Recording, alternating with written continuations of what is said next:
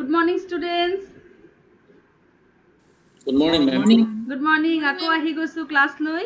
Aji hoise 3rd August 2021. Class hoise 11:30 to 12:30, and it is the class of 4th semester major students. আৰু এই ক্লাছত আমাৰ থাকি যোৱা বস্তুবিলাক আমি ধুনীয়াকৈ আলোচনা কৰি আজিৰ ক্লাছটো আমি শেষ কৰিম, যেহেতু আমাৰ ক্লাছটো শেষৰ ফালে আহি গৈছে। এতিয়া ষ্টুডেণ্ট মই যদি 4th সেমিষ্টাৰ কোৰ্ছক চিষ্টেমেটিককৈ চাওঁ, 401ত মোক দিয়া হৈছিলে unit 4 growth and development of education from 1921 to 1947। তাৰে আমি আজি ডিছকাছ কৰিম ডায়াৰ্কি আৰু গভৰ্ণমেণ্ট অফ ইণ্ডিয়া এক্ট। আমাৰ অলৰেডি ডিছকাছ হৈ গৈছে Hartog committee, Wardha scheme of basic education, Sargent committee report and Wood and Abbott report. এই চাৰিটা আমাৰ ডিছকাছ হৈ গৈছে। অকল দুটা বাকী আছে টপিক আমাৰ, education under dyarchy and government of India act 1921। তো 401ৰ এই পেপাৰটো এতিয়া মই ডিছকাছ কৰিম। আমাৰ এই পেপাৰটো কমপ্লিট। তাৰ পিছত আহিলে আমাৰ আৰু এটা পেপাৰ, এডুকেশ্যনেল টেকনলজিৰ পেপাৰ। এডুকেশ্যনেল টেকনলজিত মোক দিয়া হৈছিলে ইনষ্ট্ৰাকশ্যনেল টেকনিক্স। সেই লেচনটো মই শেষ কৰিলোঁ। তাত আছিলে team teaching, instructional techniques, models of teaching, seminar, symposium, group discussion. সেই লেচনটো মই শেষ কৰিলোঁ। তাৰ পিছত আহিলে প্ৰেক্টিকেলৰ কথা। এই বছৰ যেটো প্ৰেক্টিকেল আছে তাৰ থিওৰি মই ডিসকাস কৰিলো। মাইক্ৰো টিচিং কি, মাইক্ৰো ম্যাক্ৰোৰ ডিফাৰেন্স কি, লেসন প্ল্যান কি, লেসন প্ল্যানৰ টাইপসবোৰ কি কি, হাৰ্বাসিয়ান স্টেপস কি কি। এতিয়া আহি গ'ল প্ৰেক্টিকেলৰ কথা। মই প্ৰেক্টিকেলৰ কাৰণে তোমালোকক এটা কথা কৈ আছো, যেটো মই অলপতে গম পাইছো, তোমালোকৰ লগত শ্বেয়াৰ কৰি আছো। 1 মিনিট ৰবা।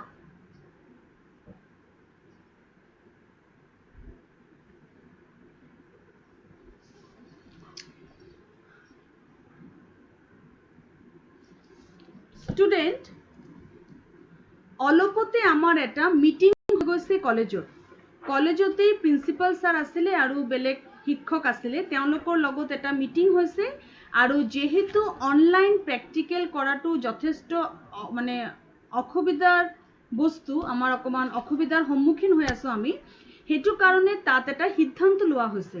সেই সিদ্ধান্তটো হ'ল যে তোমালোকে যিকোনো দুটা এছাইনমেণ্ট প্ৰেক্টিকেল হিচাপে জমা দিব পাৰিবা। তোমালোকৰ কাম কেইটা মই বুজাইছো, নহলে এই পেপাৰটো কিন্তু তোমালোকৰ একেবাৰে খালি থাকি যাব। তোমালোকৰ কিন্তু পাছ নকৰিবা, খালি হৈ যাব পেপাৰটো একদম। এইটো খুব ইম্পৰ্টেণ্ট, নহলে পেপাৰটোত একেই কামেই নাথাকিব। এইটো চোৱা, এইটো কৰবীৰ কপি হা, কৰবীৰ মাইক্ৰো টিচিং কপি।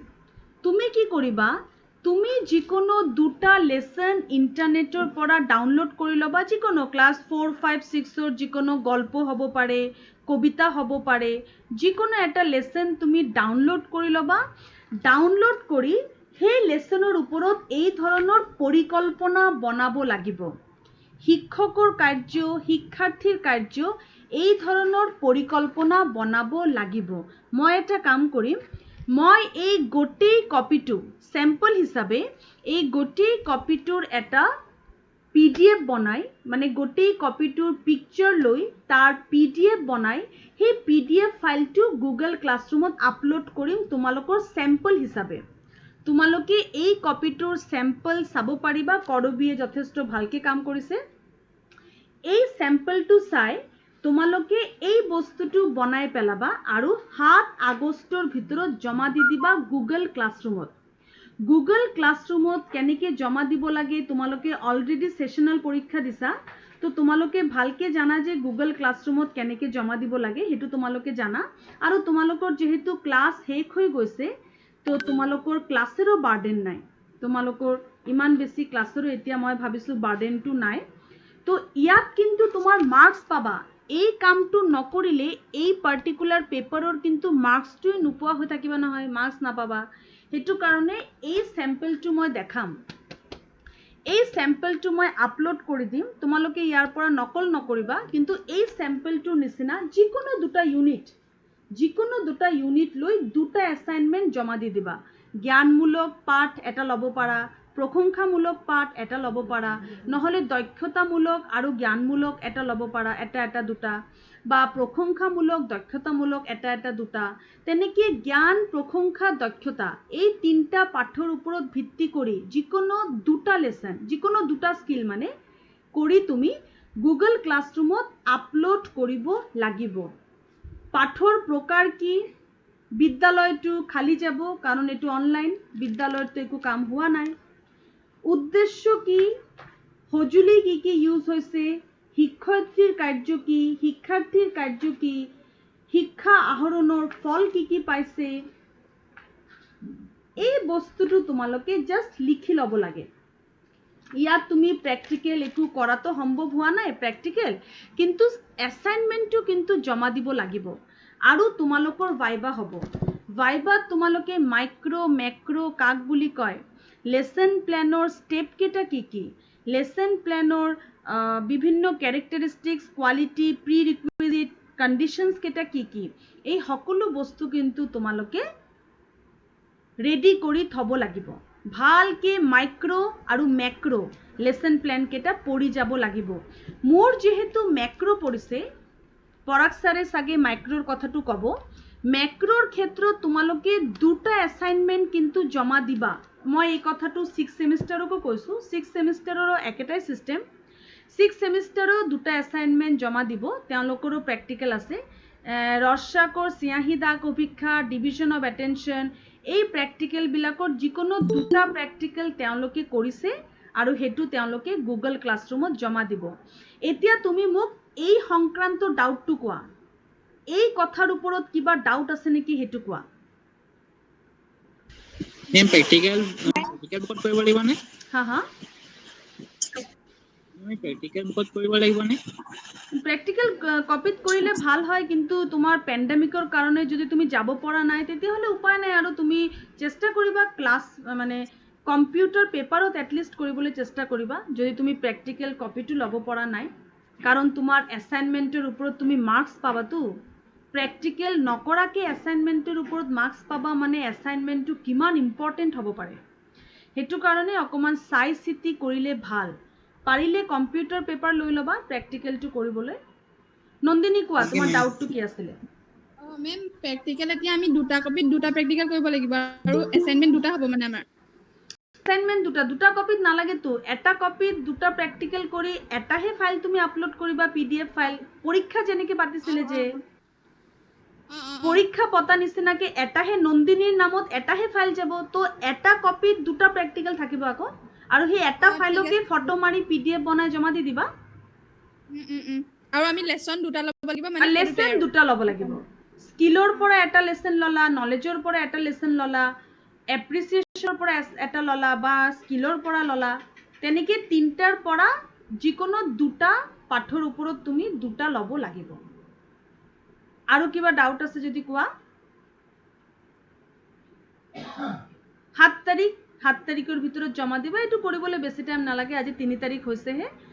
পাঠটো অকল ডাউনলোড কৰি ল'ব লাগে, ইণ্টাৰনেটৰ পৰা ডাউনলোড কৰি তাক ধুনীয়াকৈ অসমীয়াত লিখি, নিজৰ ভাষাত লিখি তুমি পাঠটো বুজি লৈ পাঠটো কি কৈ আছে, বা অসমীয়া পাঠো পোৱা যায়, মই দেখিছোঁ ইণ্টাৰনেটত অসমীয়া পাঠো পোৱা যায় মাৰিলে, সেই অসমীয়া পাঠটো ডাউনলোড কৰি তাত কি কোৱা হৈছে ধুনীয়াকৈ সজাই ল'লে হ'ল।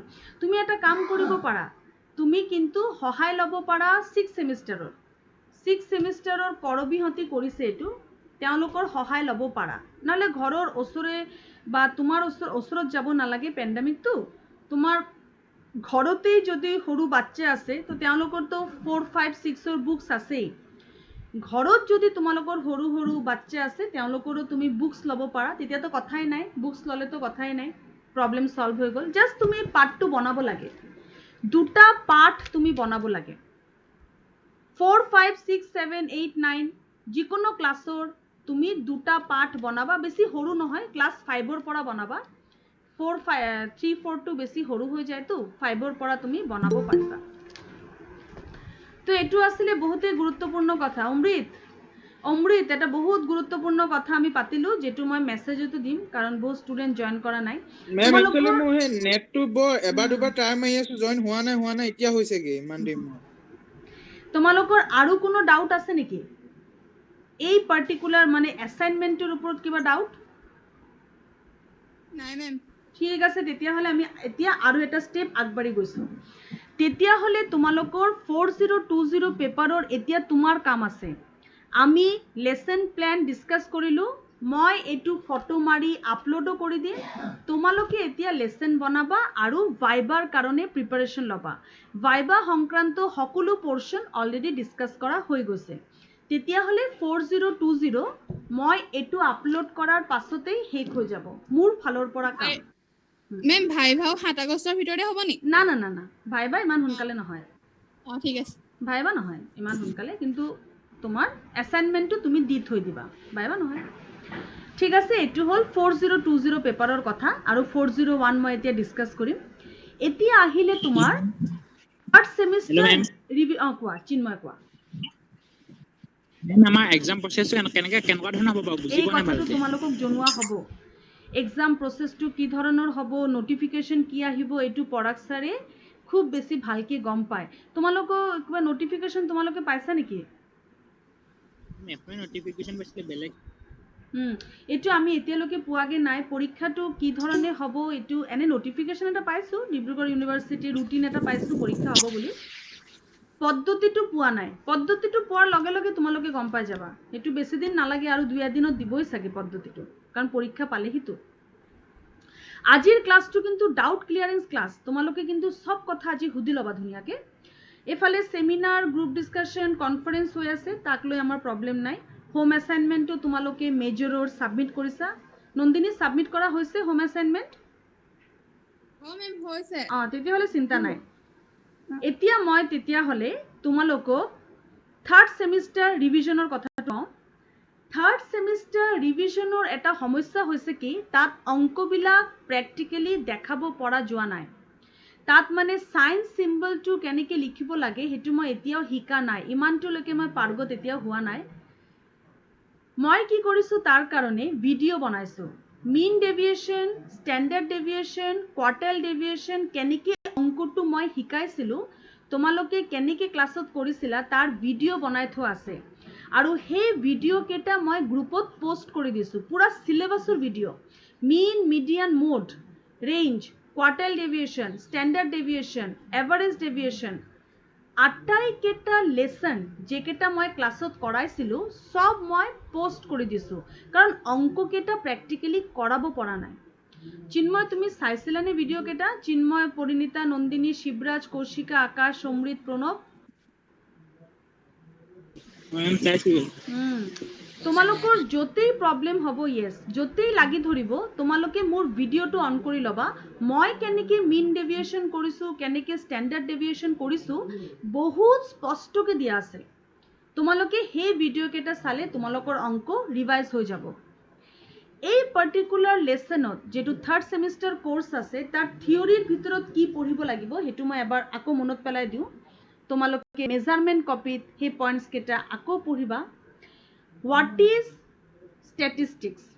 Tar characteristics of statistics, educational significance of statistics, application of statistics in education, mean, median, mode, range, quartile, standard, এই আটাই কেটা কেনেকৈ ক্যালকুলেট কৰিব লাগে ৰুল তাৰ ক্যালকুলেশনৰ রুল কি কি আছিলে এডভান্টেজেস ডিসএডভান্টেজেস কি এই টপিক বিলাক তোমালোকে পঢ়িবাই আটাই কেটা হিস্টোগ্রাম ফ্রিকোয়েন্সি পলিগন পাই ডায়াগ্রাম বার ডায়াগ্রাম এই আটাই কেটা তুমি পঢ়িব লাগিব meaning of statistics characteristics of statistics importantly যেটো মই ভাবিছো কাৰণ মই নাজানো কি ধৰণৰ প্ৰশ্ন বা কি হেবিলাক আমি একো কথাই গম নাপাওঁ খালি আমি এটা কথা মানে জানো যে কি কি কনসেপ্ট আমি আগৰ বছৰ আলোচনা কৰিছিলো হেকেটা কনসেপ্ট হৈছে meaning of statistics characteristics of statistics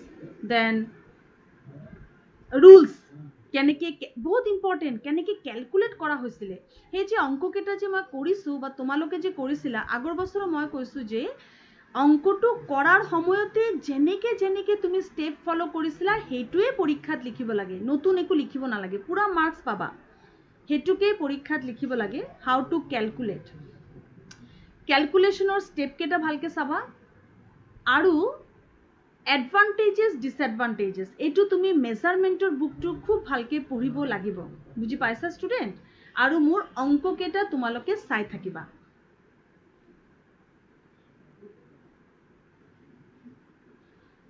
এইটো বস্তু বুজি পাইছা পাইছো মেম yes yes তোমালোকৰ এই বছৰৰ যেটো পোৰশন বাকি আছে মই অকমান তোমাক হেল্প কৰি দিছো আমাৰ এই বছৰ তোমাৰ লগত পঢ়িবলগীয়া পোরশন বাকি আছে education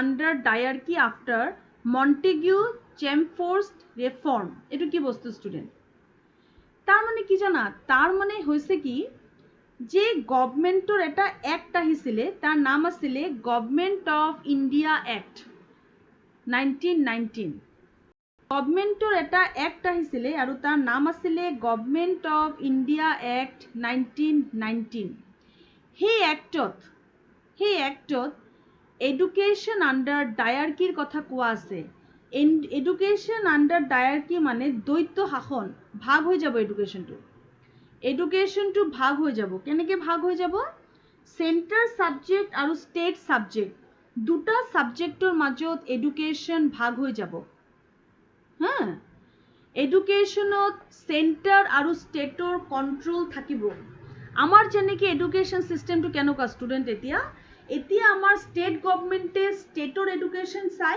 আৰু সেন্ট্ৰাল গভৰ্নমেন্টে সেন্টাৰটো চাই স্টেটৰ আকৌ বেলেগ বেলেগ কলিকতাৰ বেলেগ